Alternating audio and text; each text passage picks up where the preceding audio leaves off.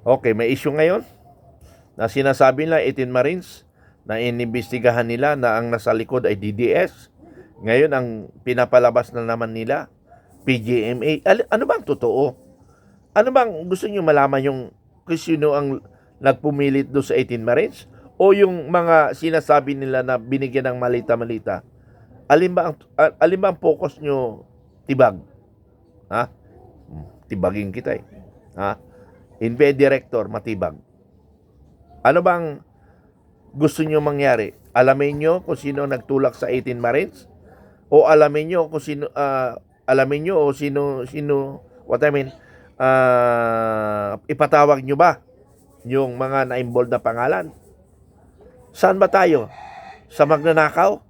O sa lumalaban sa magnanakaw? Matibag. Sumagot ka, matibag. Napakatanga mo.